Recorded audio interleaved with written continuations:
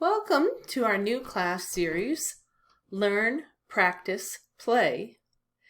These classes are designed for caregivers and their children. In each class, we'll focus on one important aspect of childhood development.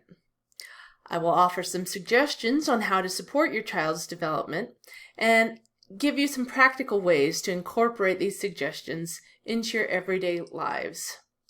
Today we are going to focus on reading with your child and different reasons that's important and different ways to bring that to you in your everyday life. My name is Christy Hedrick, and I'm the Youth Instructor and Research Librarian at the Berthoud Community Library District.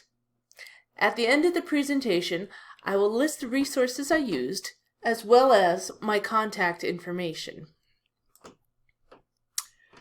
Early literacy is all of the things that support your child in learning how to read. It's everything that you know about reading before you know how to read. Now, why do we read to children? There's several reasons. The first on my list is language acquisition.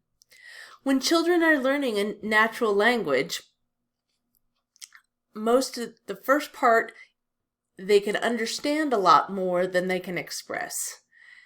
If you, as an adult, have tried to learn a second language, you're probably familiar with that frustration of understanding more than you can express.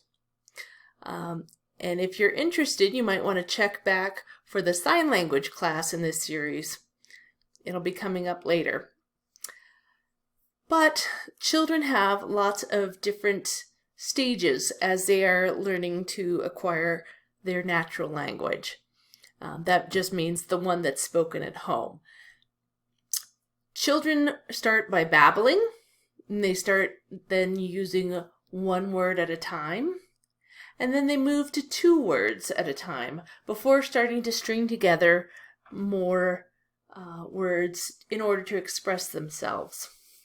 Now, reading to your child when they're pre-verbal allows them to hear a wide variety of language and in different contexts. We read to our children to connect enjoyment with reading. This is a very bold statement. Children are made readers on the laps of their parents, and there's a lot of research to back up the truth of this. I support caregivers of all sorts, not just parents, but we have a lot of people supporting kids in a lot of different ways. And children need all the caring grown-ups that they can get. However, anyone that's taking care of a kid for any length of time can tell you that there's definitely better times to sit down with a child and try to read. And there are some absolutely bad times to try to sit down with a child if they are fussy, tired, hungry, just not ready to sit still. That's okay. Find a time, try to create a successful moment when they're calm and content and interested in cuddling up with you and listening to a story. And sometimes, if they're like my younger son, they might not be interested in cuddling, but they're definitely interested in listening to stories. My youngest son still to this day learns best when he's moving. So keep that in mind as well. We read to our children to increase their vocabulary. As I mentioned before, a lot of the times the language that we use in our everyday lives is very different than language you hear in story times.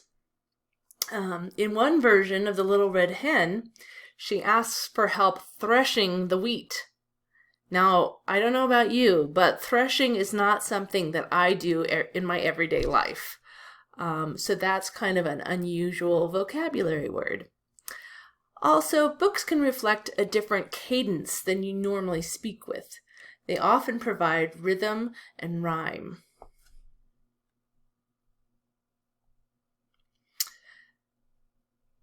Reading to children also introduces time concepts, the idea of middle or beginning, middle, and end. And you can practice by narrating your day to your child. And when they're able to, they can tell you the story of their day. So maybe it can be just as simple as, well, I woke up this morning and I brushed my teeth and I put on my clothes and then I ate breakfast and I walked to work and I saw Mr. Rogers at work and then I came home and I made dinner and I'm tucking you into bed, and that was my day. Can be something very simple.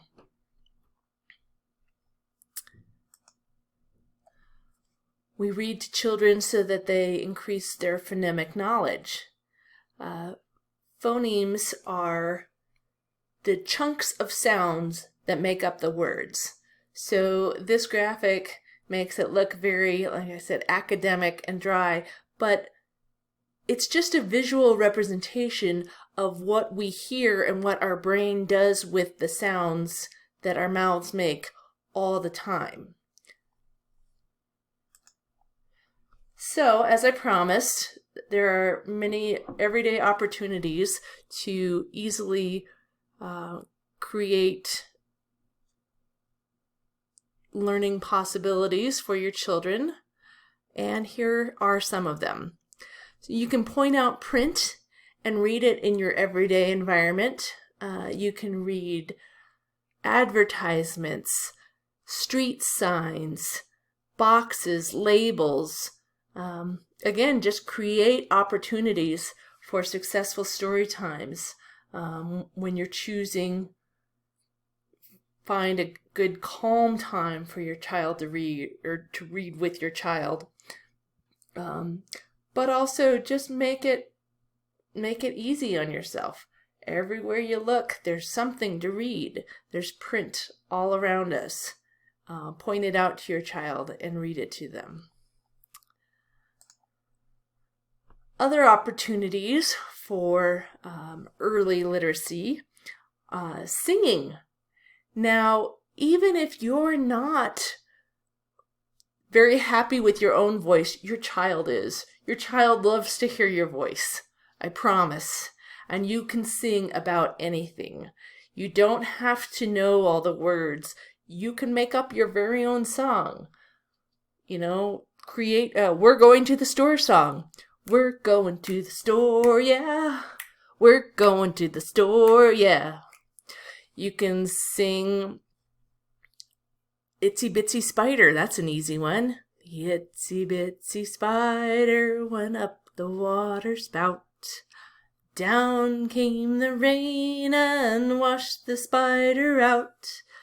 Out came the sun and dried up all the rain, and the itsy bitsy spider went up the spout again.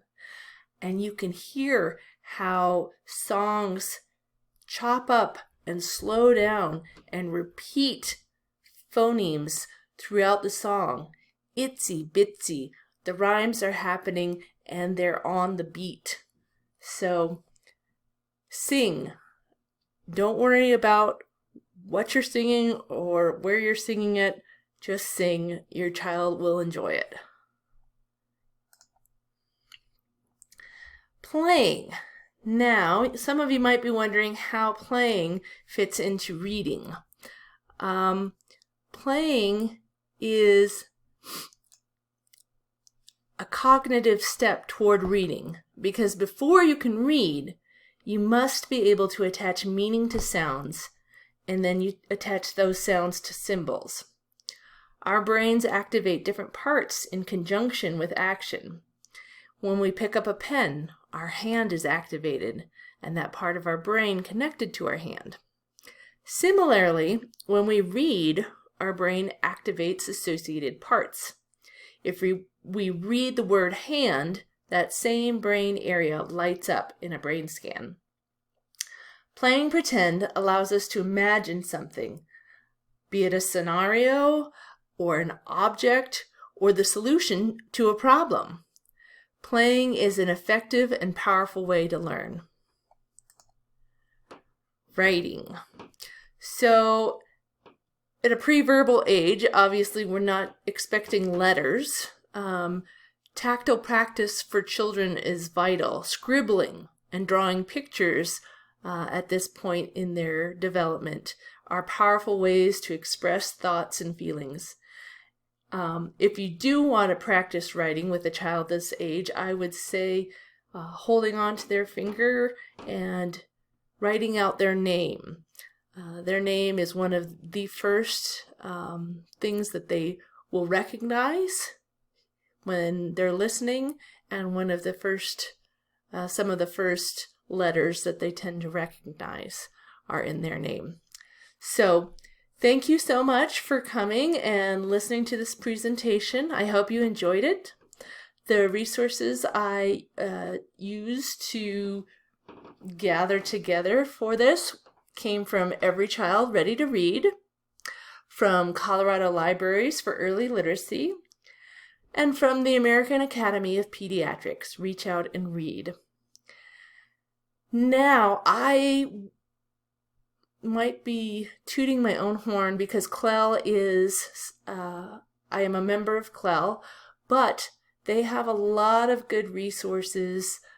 If you can't remember all of your rhymes and nursery rhymes and songs, if you go to the Colorado Libraries for Early Literacy, they have videos of a lot of fun traditional songs and finger plays that you can do with your children.